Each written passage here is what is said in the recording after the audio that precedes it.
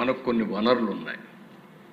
పోలవరం, హైదరాబాద్ నగరం తెలంగాణకి వెళ్ళినప్పుడు ఇక్కడ వనరులు తక్కువగా ఉన్నాయి, కాంపన్సేట్ చేయాలనే ఉద్దేశంతో పోలవరాన్ని నేషనల్ ప్రాజెక్టుగా డిక్లేర్ చేశారు.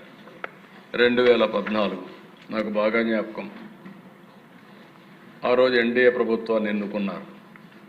ఎన్నుకున్న తర్వాత ఢిల్లీకి వెళ్ళాం, ప్రధానమంత్రి గారి ప్రమాణ స్వీకారం.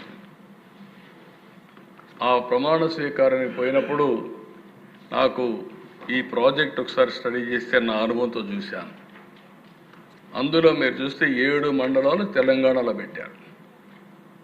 అవి సబ్మెర్జెన్స్లో వస్తాయి.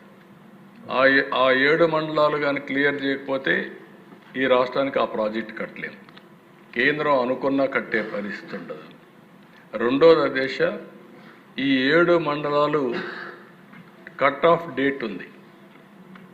ఆ రోజు జూన్ 2వ తారీఖున మనకు విభజన రోజు కట్ ఆఫ్ డేట్. ఆ రోజు దాటితే 2 రాష్ట్రాలు స్వయం ప్రతిపత్తి అంటే అటానమస్గా ఉంటాయి. ఆ తర్వాత ఏ నిర్ణయం తీసుకోవాలన్నా తెలంగాణ రాష్ట్రం ఒప్పుకోవాలి. ఆ సందర్భంలో నేను ఒకటే రిక్వెస్ట్ చేశాను ప్రధానమంత్రి గారిని, కేంద్రాన్ని.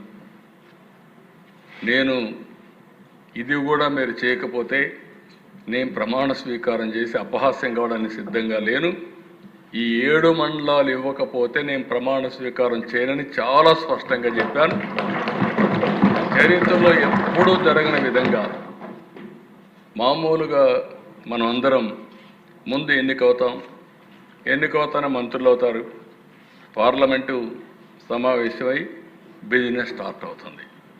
కానీ ఆ రోజు పార్లమెంట్ సమావేశానికంటే ముందు ఆర్డినెన్స్ తీసుకొచ్చి ఆ ఆర్డినెన్స్ ఇచ్చిన తర్వాత పార్లమెంట్ సమావేశాలు పెట్టారంటే ఈరోజు ఆ ప్రాజెక్టు పూర్తి అయిందంటే ఆ రోజు ఎన్డీఏ ప్రభుత్వం చొరవ తీసుకున్నారు కాబట్టి అయింది తప్ప దానికి మనస్ఫూర్తిగా ఇప్పుడు కూడా నేను ప్రధానమంత్రి నరేంద్ర మోడీ గారిని అభినందిస్తున్నానని చెప్పి నేను తెలియజేస్తున్నాను. ఆ డెసిషన్తో ఆ దిశ ఈరోజు ఈ ప్రాజెక్టు ముందుకెళ్ళింది.